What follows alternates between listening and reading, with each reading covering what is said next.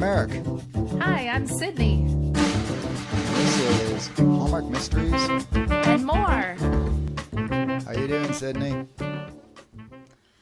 Oh, just dandy. I had some lovely California traffic on the way home from work this evening, and I'm going to really enjoy my cocktail with, All right.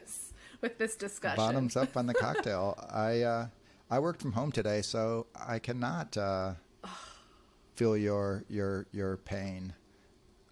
I'm very envious. So I work in for a dental group, and my office, our corporate headquarters, we've just expanded and we're getting ready to move to a new building, but we've expanded so much that I've lost out of being in the corporate office portion, and we're connected to two of our offices, which we're pediatric dentistry too, so it's not like adults, it's kids. And my office has been pushed out into the clinic portion, which used to be a consulting room for the orthodontics. And so all day long, I just hear kids crying and screaming at, during their appointment. So it's a little different office environment, but when I do work from home, a few days a week, which is kind of nice to avoid. The Phoenix traffic is why. I did live in LA, and it was LA traffic that made me decide to eventually leave. I was on the 405 at 11 o'clock on a Sunday night, stuck in traffic when I was going through this little crossing point with my job, and I took that as my sign of time to leave LA. So, but I will say Phoenix traffic is not great either. From 1 o'clock in the afternoon on, it's stop and go. But well, you're actually getting a lot of Californians over there now, apparently. So good luck with that. Now you're going to get California traffic too. So the crazy storm that hit, did you guys get any snow down there? Yeah, last week. And so I live in, Southern California in Orange County. And yeah, so it's not hail and it's not snow. It was some weird combination of the two, but like the texture was like snow. It wasn't like hard ice pellets, and it actually snowed briefly in the afternoon last week or maybe it was the week before now, but it was at Disneyland and like all these random weird places that are such low elevations that never get any snow. But other than that, we've had like really bad snow in the mountain. There's like a state of emergency. It's, people are like trying to dig themselves out of their houses. I think, your favorite Hallmark lady, besides Brooke Burns, Taylor Cole is up in NorCal in like the... She's Tahoe. What's that? Tahoe? Yeah.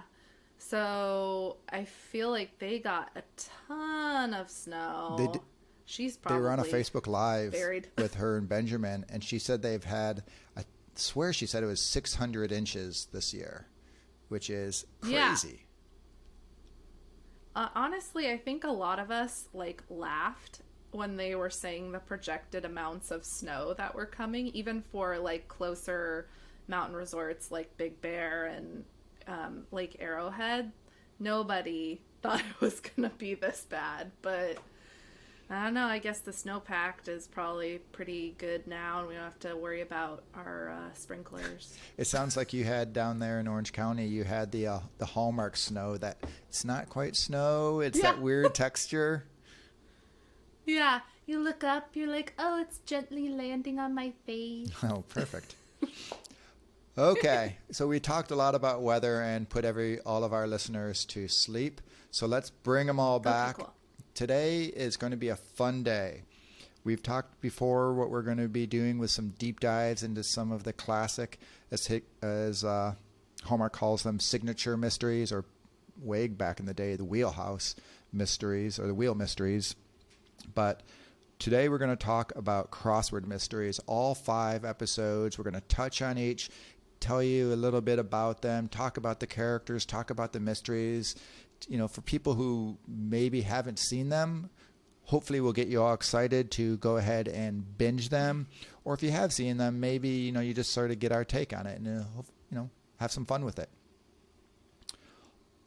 Yeah. All right. All in all, is Crossword Puzzle Mysteries one of your top tier, or is it just a ho-hum? Honestly, I feel like it's top tier for me just because Lacey and Brennan are in it. I really love them, and I loved them in their when they were on the regular Hallmark channel for their All My Love series. So when they came together for this, I was excited to see them again together. I think that's probably why they did cast them together, because a lot of people liked them together. I agree. What about you? I think the two of them just have a really good chemistry together, and we'll talk about it a little later when we talk about our rankings and that. But one thing I do know is Lacey, fantastic actors, just that other level. And watching, so we just binged all 5 episodes this week, and really getting to see her do those little things that she does so well, this like a look or something. Yeah. She's definitely next level. There's no doubt she is the queen of Hallmark, in my opinion. So before we get into the episodes, Sydney has what she always has for us, a signature cocktail. Yes. So tonight we are sipping on the Guzzled and Puzzled. Love the name. So I thought it's a little earthy. It's a little refined. So we've got 2 ounces of red wine, 1.5 ounces of apple brandy, and then the rest is a mix of like maple syrup, lemon juice, and then you do a little garnish of an apple slice and thyme, and it has like a sweet and kind of like a little bit of a bitter, like earthy taste to it. I feel like I saw Brennan and Lacey drinking red wine in various like scenes in the movies, and I'm like, I feel like this is something they'd enjoy, especially after a long day in traffic. Yeah, as you're describing it, earthy and refined, I'm like, that's totally Brennan Elliott right there. So yeah, he's an earthy, refined guy, especially in his role as yes. Logan here. I just, as you're describing it, I just had this vision of him in that leather jacket that he wears throughout this entire series. So awesome. Yes. I bet it smells great, that leather. Okay. All right, let's dive into the episodes. The first episode, Puzzle to Die For. So the synopsis for this is: a crossword puzzle editor finds her life completely disrupted when several of the clues in her recent puzzles are linked to unsolved crimes, and she is pulled into the police investigation. Wait, that's it? Yeah, it was very vague, but I think they're starting off like this is number one. I was sitting here waiting for you to finish, and then I realized you're done. All right. Okay. Did you like this as a kickoff first, as we got to introduce to the characters? I'll be honest, I wasn't a fan of the first movie, but I think if I had to, like we're ranking them all, it didn't rank in the upper spot. But I think it was a good way of introducing all the players, and it was really crossword oriented, which makes sense because it's the Crossword Mysteries. But I'm not sure I really enjoyed the whole tournament aspect of it, like I was just kind of like, oh, okay. Or maybe they needed more like jazzy side players in the tournament for me. It was just kind of that funky couple and Pierre. Okay. I was different there. I really liked it because one of the things we talk about are how and it's usually the woman other than the gourmet detective, but it's usually like this nosy busybody who just sort of interjects into the mysteries, and it doesn't always make sense. But as you said, this was a crossword based one. And so I really felt that she belonged in the investigation. You know, when she was first, it was her aunt's friend who was murdered, so she had that connection to there. Yeah. And then, as you said, the clues were in the crossword puzzle that she had written, but she's the one who's figured that out, and so she brought that to Logan, saying, "Hey, you know, here you go. Here's some clues."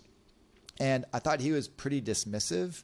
In fact, if you think about like other mysteries, I thought he was more harsh towards her than in a lot of other mysteries. Like the whole first episode, he pretty much stayed, you know, hey, you, Tess, stay in your lane, get out of my way. I'm a cop, you're crossword editor. And so he didn't cut her a lot of slack. But what I really liked about it, like I said, was she seemed like she belonged in the mystery. It wasn't off doing some crazy thing that the crossword puzzle editor is now is now investigating this murder. So I really enjoyed it. Mm-hmm. Did you notice how, like, so Brennan is like super buttoned up in the first episode? I mean, his hair is like a doll. I mean, it's very like coiffed, and he's wearing a suit and he's wearing a tie, and he's just so like pent up. And then as like the movies progress, his style is like, his hair is like more wavy, his style is more, he's like open shirts, leather jackets.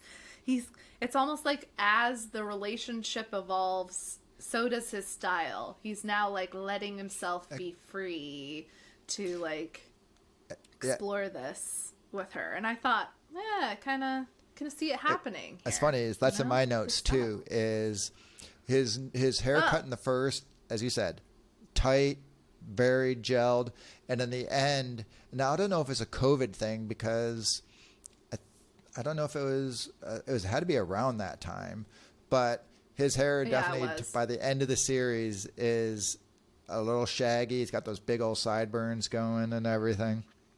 So he's definitely, he evolves with his whole look.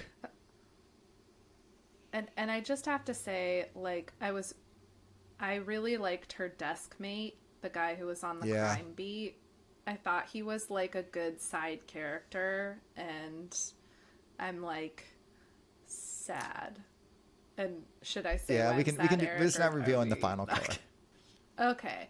Well, I'm sad because he gets killed off. He was good. He was kind of funny. He had some zingers. He would give her a little bit of a, talking back to, and I feel like that was kind of a waste. And it's not something you see a lot. Like he was kind of developing into like a sidekick character almost. And then he just gets like killed off. Well, you need your body counts. You like your body counts. I know, but I was kind of sad about that one. I'm trying to think how many. There was the Nightingale is the main murder in this, who's an art. Yeah. He's the art dealer, and then there's her sidekick, who's the crime beat reporter who shares the desk. So that's 2. Yeah. Was there a third? Wasn't it 2? I think it was 2, but like Nightingale's wife kept saying she was afraid of getting killed, so it felt like she was going to get killed. Okay, so 2. Not a bad start there. Yeah, and also I just want to say I felt kind of bad for Pierre, because Pierre was always like, hey, like, Tess, where are you? Like, the tournament's happening right now. And she's like off, like, getting pastries, and then she's at a police station, like, letting them eat all the pastries that she had got for the people working the tournament. And she's like, oh, yeah, I'll be right there. But it's like, no. Pierre was handing the reins over to you, Tess, and you are eating pastries in a police office. What the heck? Got to do that. So, okay. One of the things we decided we were going to do when we do our reviews is we're not going to reveal the killer, because we want to, if you haven't seen it, still be able to have the suspense. We don't want you going into it and knowing who it was, because the one thing I'll say is Did you figure it out, or when it finally revealed, were you surprised? I did not figure this one out. I don't think I was surprised, though, either. Maybe I was just dumb. I'll say that's actually a good way to put it. I was not surprised, but I did not know that's who it was. So, Yeah. and that's one of the things I like about a mystery is when you don't know who it is. So, yes. I will say, though, and I mentioned this to you before, like, Brennan flips the killer really hard at the end. Like, that had to be a stunt double, because I was like, wow, that guy just hit the rocky gravel so hard. I don't know. I was in shock for a moment there, but it's funny you bring up stunt double, because I was thinking throughout the entire series that Brennan is pretty physical just in general, in a lot of them, like whether he's chasing or bashing through things or whatever. And I was wondering if he had a stunt double, or hey, let's should we share a little secret about our upcoming guest? Ooh, I don't know. Should we? Riddle me this. Well, let's just say we may be able to ask that question. Yes, maybe. Write it down. So, okay. So the first one, I thought it did a pretty good job easing into the series. I liked the mystery more than you did. One thing I will say that came out of the gate roaring is Lacey's outfits are so good. The way that they one of the things, and you're our style expert, and so for me to notice these things, it's got to be really good. But with her character, one of the things that they use to define her is leather. She's got these great leather jackets, and it's later in an episode, but a leather skirt. But she has like different leather coats that she wears, and the leather coat that she wears in episode 1 is just fantastic, and just her clothes in general are so good, I think.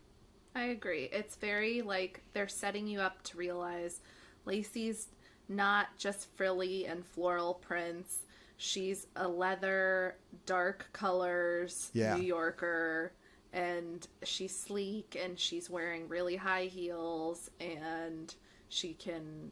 I don't know how she walks in or those runs. heels, There's some times when she's running. I was thinking, I think she's got to do those high heels because she's like 5 foot or something like that, right? So short. Yeah. Well, I mean, good for her. But yes, you are so right. Very keen style. And one of the things that you say is this, she's this New York woman, but the show is actually shot in Toronto. So they do the aerials, they do the scene settings, but then everything is actually done in Toronto, which I don't know about you, I thought they did a pretty good job of portraying New York and having it feel like you were in New York. Sure, yeah. I definitely felt like it was a big city environment, and if you had told me, it was filmed in New York, I would have believed definitely. you. It didn't have that Vancouver feel to it. Okay. All right, let's go on to the next one, which is proposing murder. Dun, dun, dun. When an old friend of New York Sentinel Crosswords editor Tess Harper is found murdered on the very day the Sentinel crossword puzzle includes his proposal of marriage, Tess unofficially teams up with Lieutenant Logan O'Connor to find the killer. Together they must assemble the pieces of a puzzle whose origins go back to World War II Europe. Bah, bah, bah, bah. All right. So, your thoughts on this one? That's more. Well, my first thought is heck yes to having Kimberly J. Brown in this episode. If you are a millennial, then you will know her from the seminally profound Disney Channel original movie Halloween Town, which also starred another person from a Hallmark mystery, a very popular mystery. Eric, I'm Gen do you know X. this? I know, but can you guess? No, I have no idea who she is or what that show is you're talking about. The villain of Halloween Town, Excalibur, was played by none other than Graham Winslow. Nice little crossover there. We'll have to include that as a did you know around Halloween. Yeah. Definitely have to. All right. But yeah, I loved that she was in it. She played Brennan's sister, who's getting married. Okay. All right. I was going to say, I had no idea who the character you were talking about was. I was just nodding, agreeing with you. But, okay, I know his sister. It's okay. You're not a millennial, I get it. But I'm going to clue you in, Eric. No, I'm Gen X. I'll clue you in. We're having a generation battle now. Yeah, this will happen. So I thought that the whole marriage proposal and the crossword idea was pretty cute. And her leather pencil skirt was flawless. The whole ring shop thing was hilarious. Like where they're at the ring shop and he's like, oh no, that's not my fiance. And she's like, oh, don't be silly. And again, though, I wasn't like super in love with this mystery. I found like elements of the movie itself interesting, like, you know, when she's in the library and it gets dark and it's kind of spooky and someone's trying to like push books on her and that sort of thing. And in the end, like, I won't give it away, but in the end there's like a confrontation at a bookstore and it's spooky and like, you know, it made me jump and whatever. But and of course I loved the ending, you know, where Brennan and her at the wedding, but like there were elements of it that I didn't like, and there were elements of it that I did like. So, you know, what do you think? Once again liked it a lot more than you did, and partly because, again, like you said, part of the premise was it was her good college friend who had asked her to build the proposal into the crossword puzzle. So it was yet another one where it totally made sense that Tess was involved. So I really liked that. Yes, and another thing true. is she got to use her puzzle skills again with one of the ways that they're able to sort of figure things out as the mystery progresses is there's a code which uses books, and you say like what you have to have the matching book, but it's like what page or what chapter, what page, and then what word, and she's the one who figures that out. So I think rather than her just being this, like I said, this nosy busybody, it really does take her, what her skills would be in her role, and she utilizes them in a very realistic way. So I really like that. I'll say also, though, Logan's still not really loving her. You know, at the end, he does, like you say, he takes her to the sister's wedding where they tango, which is a foreshadow to Dancing Detective, a deadly tango. But so yeah, you could see Lacey doing her dancing here. But as I said before, you're talking about the library with that whole scene. That's another one where she's running on her heels. But if you read the goofs, it actually talks about how she's running, and then it will cut to her and she's in boots running, or flats or something like that running. And then it cuts back to her and she's in the heels. So they do show that she is not running in her 8-inch spiked heels that she's wearing around the whole show. So honestly, she should just take those off and throw them at whoever's chasing her, because she could probably find them. Stab. I'll just say that overall, like the other one, I did not know the killer was going to be the killer, and I thought it was a really good twist on who it was and why it was. I didn't like the apprehension. I thought the apprehension was just sort of, There was, like you're talking about the other one where there's the tackle on the gravel and all the excitement, and this one was just sort of, we got you. So I thought that was a little bit of a letdown, but I did like when they come back and they go to the wedding, and this is the first sort of inklings that there's a little bit of chemistry and everything between the two of them, though they drift apart. Yeah. Although I found it kind of ridiculous when she was when she was like, I love weddings. Oh my gosh. And I thought, oh no. Honey, I just planned one and it was a nightmare. Well, you can love weddings if you're not the one who is actually in it.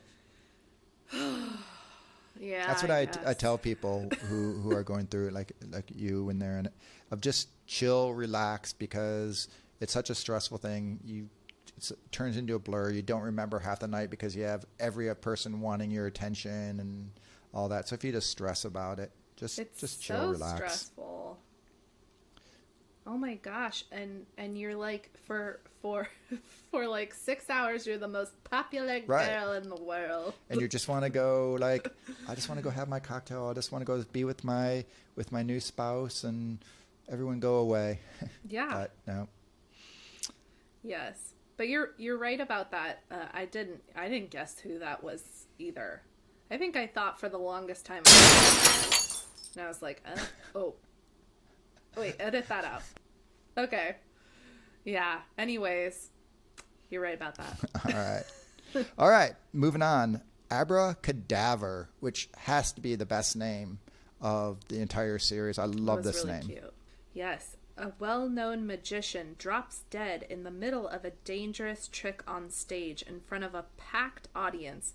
But when the sudden death turns out to be murder, New York Sentinel crosswords editor and part-time sleuth Tess Harper and NYPD detective Logan O'Connor team up to discover exactly whose sleight of hand is behind the deadly "now you see him, now you don't" stunt. Together they must uncover the not-so-obvious clues and work their investigative magic to bring a killer to justice. There you see. Now we're getting into Yes. actual, synopsis. Yeah. Yes. Very detailed. So I will say, Eric, this is the first one where I don't think Crossword really played into that. She just was there for her birthday. Right. She was doing her magic class, and so she kind of got into it. But I agree with you. This was also like you said, how the first one was on your lower half. This was, I think, my least favorite of the entire series. I liked, I did like aspects of it, but the overall mystery, I just wasn't drawn into this one. What I did like, though, jumping to the end, was that black dress with her hair pulled back when she went to the final. That she went back for the final show. She looked so good there. Wow, did she look good? Okay. But definitely. Also, they changed the costume designer for this episode, and Lacey's leather also, like I talked before, how that was part of her character. She still had great clothes, but she had a very different look in this episode. The other ones, like she had the sassy, like I mean business type look to her. And this one, she just looked nice. Yeah. Yeah, I think I ranked this high. I liked this mystery because I felt like the whole magician thing was really interesting, and I thought there were some twists to it that we don't normally Definitely a big twist, especially towards the end. Yeah. And although I do think it's funny in the beginning when Aunt Candace is like, I wanted you to come to, Magic Manor because you had a magician for your 10th birthday. And it's like, lady, she's like 30. Yeah. What the heck? What'd you do on your 10th birthday? And I'm, oh gosh. I think I had a 70s themed party. I was in the 70s for my 10th birthday. That was all the rage. Okay. There we go. I pretended. Yeah. But I never saw a magician. That's for sure. I don't know. But I didn't like Reed. He was the new crime reporter. He immediately was like, no, goodbye. I was not into him either. I agree with you there. And the Bianca, who was the assistant to the magician. I felt like she was like very obviously fake crying all the time. I don't know. I just wasn't like, her acting was like, I didn't buy it that she was distressed or upset. I honestly thought she was, maybe the killer, but maybe she is, maybe she's not. I guess we're not giving it away, I think right? you just gave away that it wasn't her, but okay. But we won't give any more away. Thanks, Eric. Thank you. But because because I think her acting was so bad. So her acting was a killer? Yeah, maybe. I thought maybe it was on purpose. And actually, I wrote here that I thought that Lacey's wardrobe is progressively getting better. She's definitely one of her better character looks. Oh, yes. I loved the first two, and we'll get back to it. And I loved the final two. And this was my least favorite of the three. And I think we haven't touched on the fact that they have to go in and see the ballroom dancer. Oh, you're right. This is where they tango, not at the wedding. This is the one where they tango during dance class. Yes. They tango.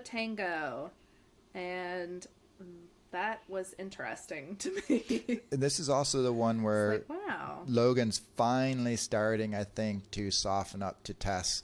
Like, he's obviously the last one starting being a little bit more personally liking her, and you can start to feel those romantic aspects. But he's still, from a detective standpoint, still was poo-pooing her, whereas this one, he kind of seems to be now, all right, you're not an idiot. You kind of like it.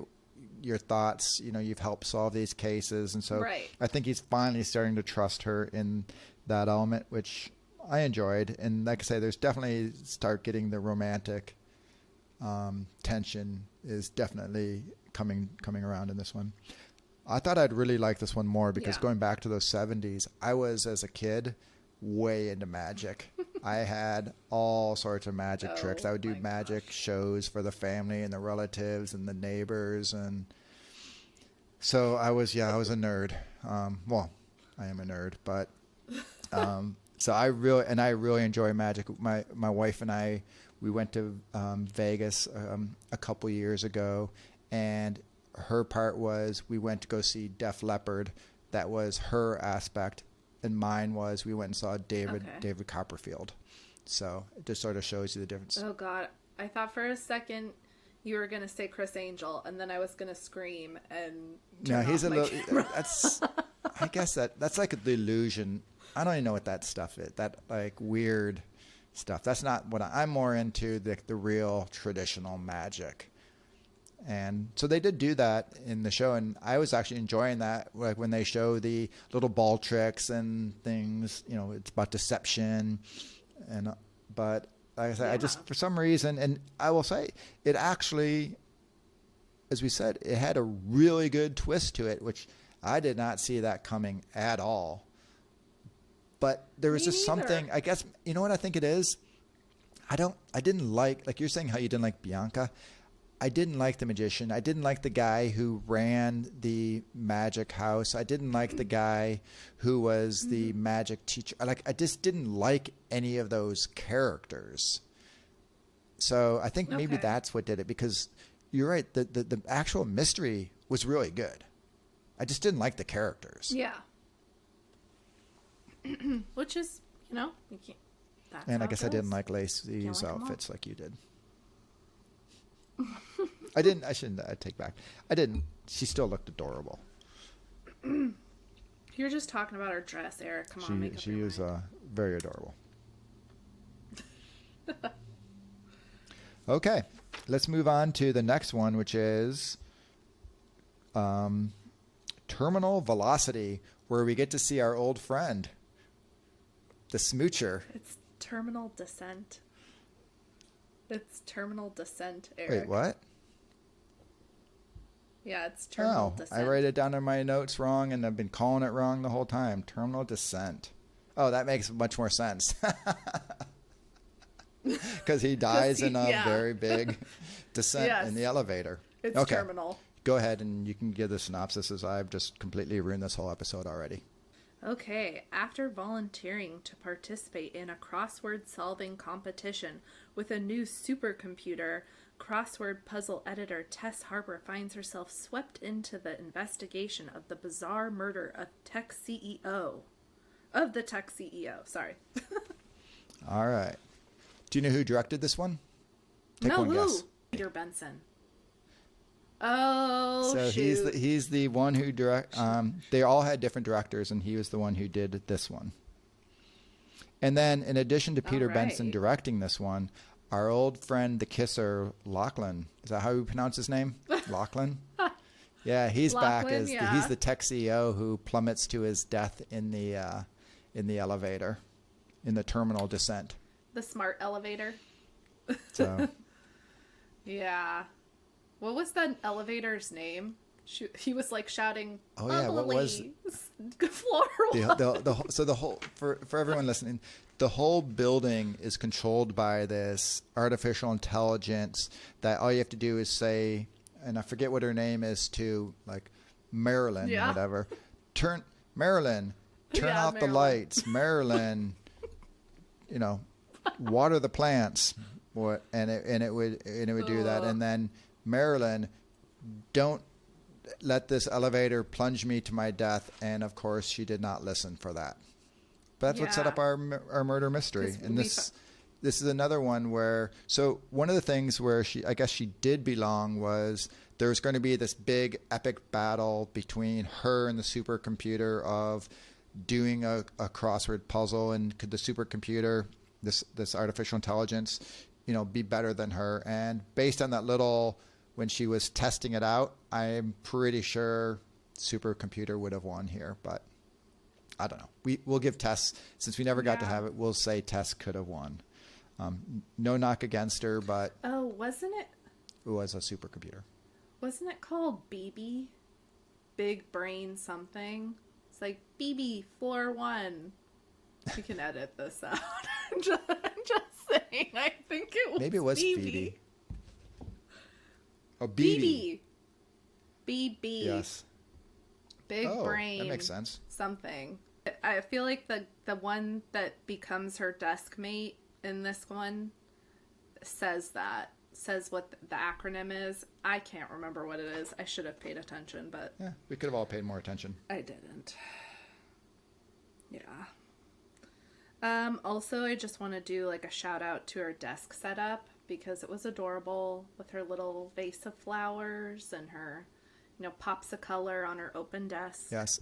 I think just the whole Tess Harper style, everything, they just nailed her character so well, whether it be clothes, whether it be hair, whether it be makeup, whether it be the decor, everything she just nails. Yeah. But I will say, like, when she says, "Oh, is this a ficus lyrata or a fiddle leaf fig?" Like, the guy should know what that is off the top of his head. And then she says to Logan later, "Oh, it's basic information."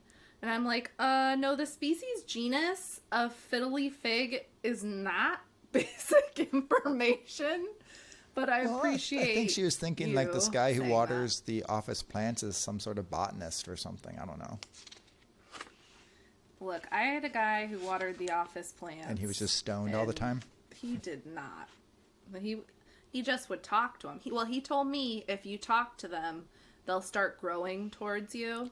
Well, it's California. Yeah, I agree with you. So. I found it when she said that was like a little bit of a stretch, that any guy who I've ever had working in one of my buildings who come water plants, they're guys who just come water plants and trim off the leaves and stuff like that. They're not the actual arborist or whatever. Yeah. Did you like this overall? Oh, by the way, you know who else is in this? Kendall Cross, who is in, as we've been watching all these, I realize, in every other mystery series. She's been in every series we've watched. She's been in one of them. I can't say whether or not she's the killer or not, but she was in this one again. And she gets the doubt cast upon her as his soon-to-be ex-wife. Yes. Lachlan's soon-to-be they ex-wife, always think not that. Logan's. Logan has his ex-wife Yeah. from years and years ago. Right. I will say something a little bit controversial, but I think Brennan makes a better cop than Cameron Matheson. I feel like I was just believing it more. Like he has that NYC cop thing going for him more than I see it with Cameron. Not to say Cameron's isn't a good actor or anything. Cop I really in like some him. little town in Minnesota versus The East Podunk like he's a Road. Yeah, I Fargo know. cop versus New York City cop. I 100% agree though. In fact, that's in my notes that Brennan just exudes New York City cop, which is funny because he's, some Canadian. He should be the guy up in up in Minnesota. You break the law, Yeah. But no, he does a really good job. I don't think it's controversial at all. You can say that all you want. Well, I'm not trying to say Cameron isn't great, though. And also, I just want to shout out, when I was watching this, my husband was also watching this, and he was like, see, when the elevator dropped, he's like, see, that's why you don't, and he works in tech, so he's like, that's why you don't smartify anything in your house, because everything ends up breaking. If your Wi-Fi's down, nothing works. Like, you just never know with these things. Plus, if a company goes out of business, then their app disappears. It's like, just a shout out, to not smart. Which is funny considering he works in tech. He's trying to talk himself out of a job. Did you... And by the way, so this one is another one where Tess, while yes, she's supposed to be battling the supercomputer, but for the most part, she's back to... in Abracadabra, she's just meddling. She doesn't really fit in it like the first two episodes where I thought she really made sense of why she was involved. This one, we're 4 episodes in, so she's a sleuther now. Yeah, I mean, it does start off like they do need her. They wanted her to beat this computer at the crossword, so makes sense why she's there. But from the get-go, Brennan seems like totally with taking her advice. He's like, who did you see? Did you see anything weird? Right away he's interested in what she has to contribute. And so I put a note here about that biker bar thing. The Hammer? It's like, wow, she just straight up, she went to that biker bar. She looked great. She was wearing her biker She's jacket. back to the leather. The leather came back jacket in the final 3 episodes. There's a new costume designer as well. And she's also, you love Garage Sale Mysteries. She's the same costume designer from there. So I hope you liked Lacey in the last 2 episodes here. I did. That's probably why I liked it so much. I was like, wow, it just keeps evolving, and I feel like it just keeps getting better. So one scene, though, that I was, like, very mystified by was when they're sitting in a diner together. Yeah. I don't know if you remember this. They're just sitting at a table. Both of them are drinking and water. eating a patty melt. The best patty melt ever. Who drinks water at a diner? It's a shake or a cherry Coke. It's just not believable. But they were actually eating.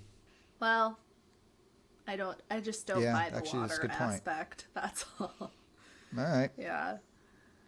But well, what about the end? Was it who you thought it was, or?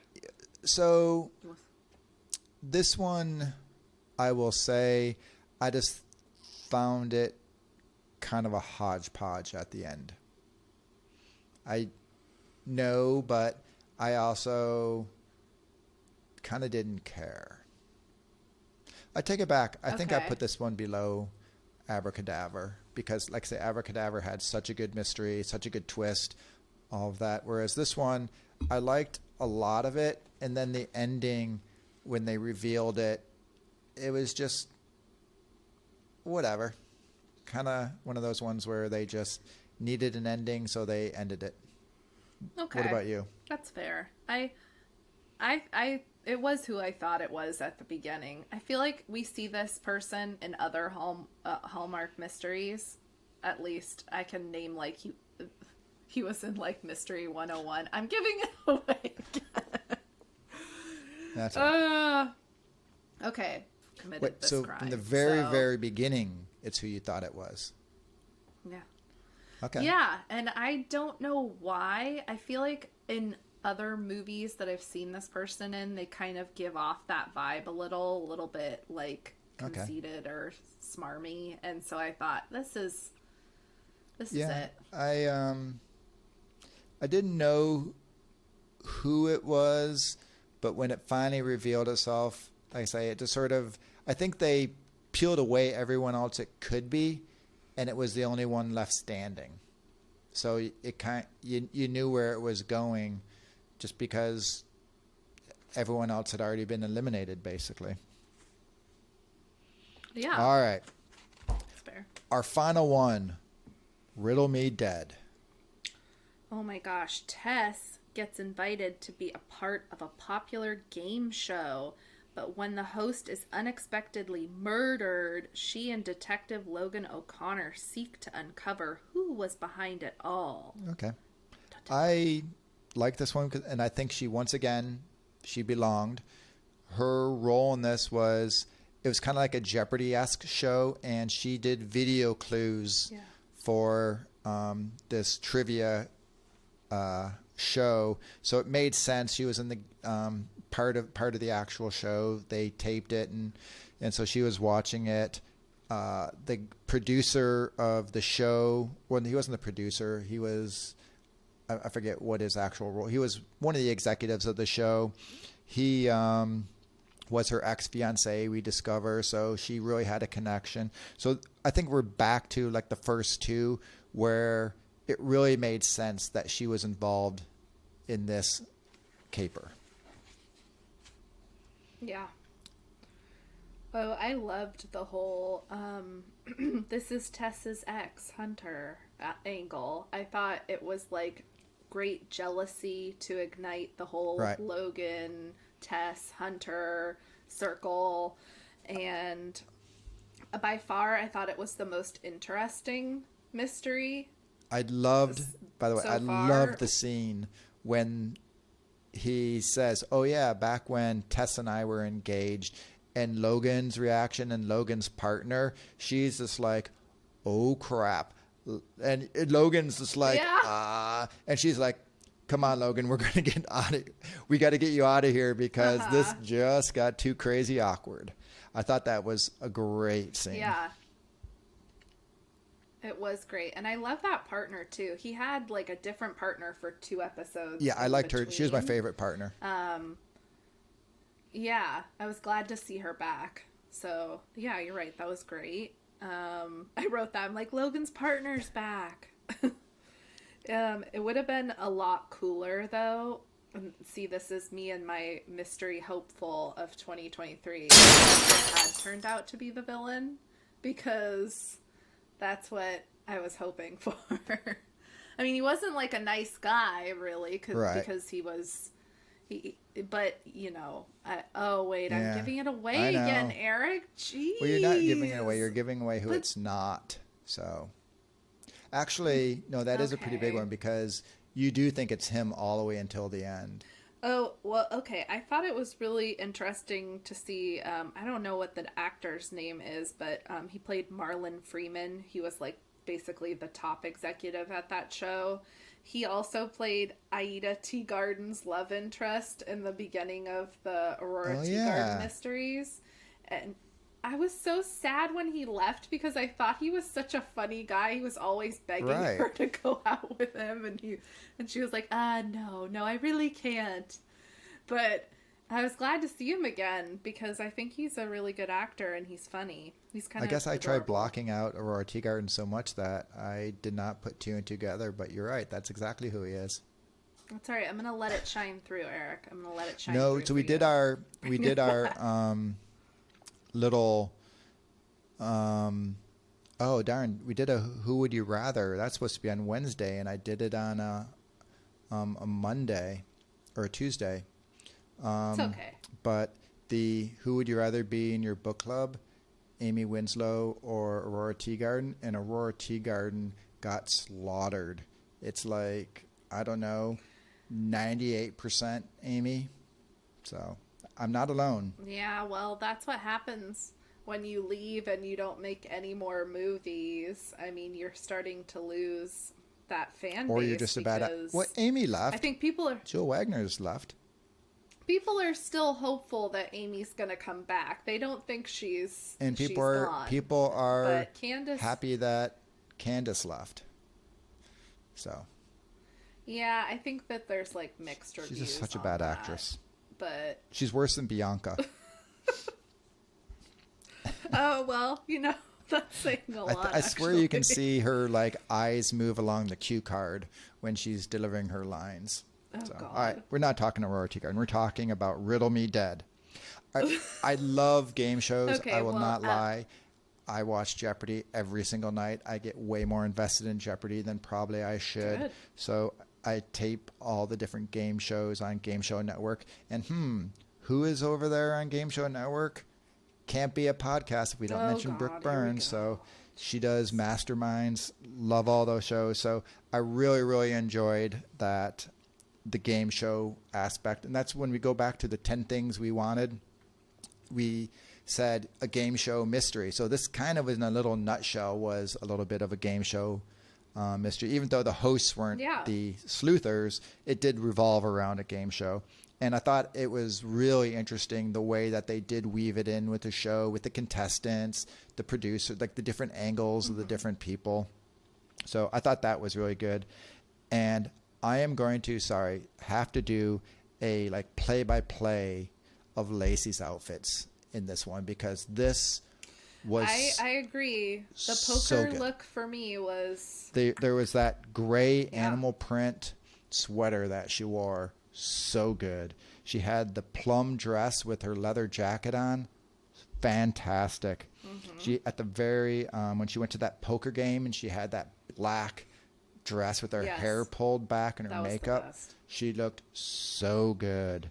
And then at the end on date night when she had that white off the shoulder sweater, like I say, every single outfit in this episode was spectacular. She did not lighten up. She is, like you said, she's that just epitome of a New York stylish person.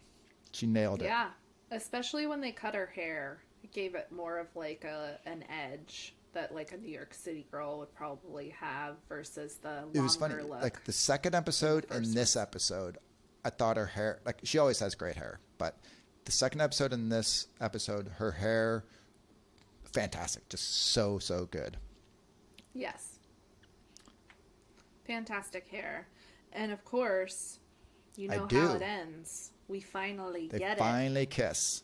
We get it. We get the kiss that we never got in the Chronicle mysteries. You know, I was reflecting back on this series and I thought this series probably could close with that last movie if they wanted to. Because we got the kiss. We know that it's going places with them.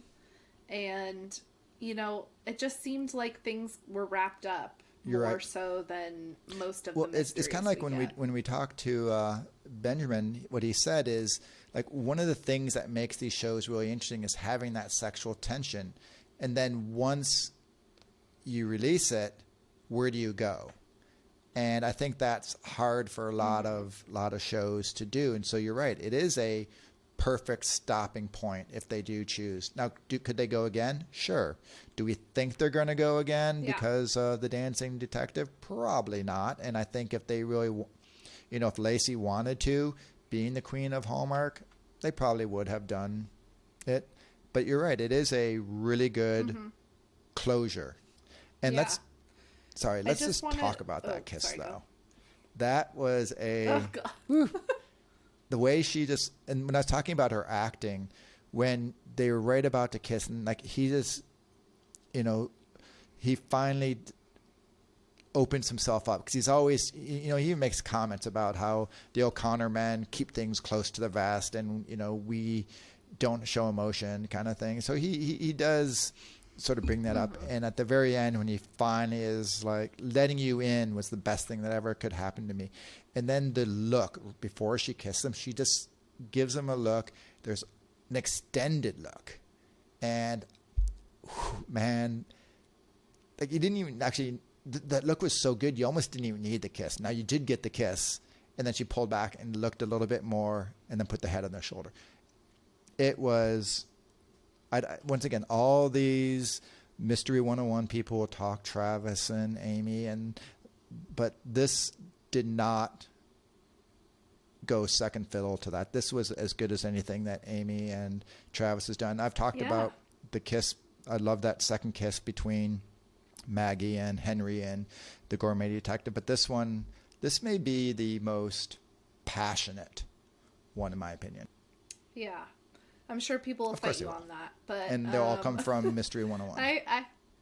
I agree with you, though. It definitely is not second fiddle to Mystery 101. It's right up there. And I think it's because Brennan and Lacey, they have that chemistry. And in every movie that I see them together, I think these people should kiss. When's the kiss happening? And one of the things I'll say in my final note of this was just how Brennan Elliott's hair has really progressed. So it is. It's free. By the end, he's loving her, and right. his hair is free. We'll say that it was all planned. I really like that. Yeah. I just want to give a shout out though to John Kapelos, who plays his dad and the chief. I think he's a great character actor, and I was really happy. How did you like the romance between him and Lacey's aunt, Barbara? I mean, it's not romance, I guess. Yeah, I don't know. It wasn't necessarily romance, but there's definitely that connection where they were kind of, I mean, they're doing cooking classes together. She breaks it off because she feels a little too connected. Do you think they're a match? Mm-hmm. I thought it was kind of odd. I thought we already have Tess and Logan. We don't need Candace and his dad. Like, it's kind of like, why, But also, like, if I'm exploring more of the Barbara Niven as Aunt Candace character, I didn't love it. I think there are other actresses I would have preferred as Aunt Candace. When I think of Barbara Niven, I'm kind of pigeonholing her, but I think of her as Hannah Swanson's mom. Or I think of her as the mom on Chesapeake Shores. Or I think of her as the innkeeper, the nosy neighbor on Cedar Cove. Like, I don't think about her as Aunt Candace, and it just didn't come off for me as well as she does in other stuff. I did not mind her in it, but I do like her. I like her very much in Chesapeake Shores in that role there. That's probably my favorite role of hers. And you're right, in Dolores and Hannah Swenson, she's really good there. But I didn't have a problem with her being there. So who do you think would have been a better? Do you have anyone in mind, or? Honestly, for me, I don't know her name, but she was on the Chronicle Mysteries, and she was the blonde lady who was. She just exudes rich New Yorker lady Aunt Candace to me. Oh, you mean Rebecca Staub from the Chronicle Mysteries? You're right. She's gorgeous, and she definitely, like, you look at her character in the Chronicle Mysteries, she is, she's the society reporter, and so you're right, she does fit that role. But I didn't have a problem with Barbara Niven, but you're right, I think she would have been really good in that role as well. Yeah. Like her place to flourish there, maybe. All right. I don't know. All right, well, let's do our final recap where we rank the series. We have our 5 categories, starting with the steam meter, which obviously when we do a mystery, it takes a little while. The steam meter has to be more the that sexual tension, how does it build, and then that final release, so to speak, which I think we both felt was a pretty good release. But how would you give the overall steam meter? For steam, I would give it. It's hard. I'm like between a 7 and an 8. Because the last two really started to push it over for me. I'll Okay. give it an I gave 8. it the 7, and kind of like you said, it took a while to get going. So I thought they could have introduced a little bit, like the first one, there really wasn't tension. There was kind of just more, I don't want to say disdain, that's a little too strong, but it took a little while. So that's why I gave it a 7. Yeah. But the ending itself could have given it a 10 just because, like I said, that kiss was so good. But I gave it a 7. All right. Yeah. How about just the overall story? Not the mysteries, Logan and Tess, their progression. We talked about his dad, Aunt Candace, the whole works, just the story in general. I'm gonna give that an 8 too, just because, like I said, it kind of got wrapped up at the end. Like that's a perfect story that if it could end there or it could continue. It was nice how they I think they did a little bit slowly at the beginning, but then they did progress and like you said, the puzzles were. It's a normal way to introduce her character into the mysteries, which they don't always do. There was a lot that I enjoyed about the whole. Yeah, I gave it an 8 story. as well, and primarily because, like you said, I thought their relationship did progress and get to that way where I really liked. And then also, as you said, the puzzle aspect came in 3 of the 4. Four of the 5 episodes. Really, her role as being a puzzle editor was a primary part of the plot. So I give it an 8. Yeah. All right. And how about the mysteries of them? Okay, I'm gonna give the mysteries a 7 because some of them I just didn't find that interesting, but I do appreciate the aspects of, all the different clues and, the different puzzles to it, and I really did enjoy some of them. So, for me, it's like a 7. So this What is, about you? we kind of, where we disagreed in the beginning, and it kind of rolls into this. I gave it a 9, and it's mostly because, number one, there weren't any of them where I knew who the killer was. Every single one of them, I was like, wow, that's, one of them I kind of lost interest by the time they're there, but the other ones, they all were a pretty good surprise where I didn't know that's who it was.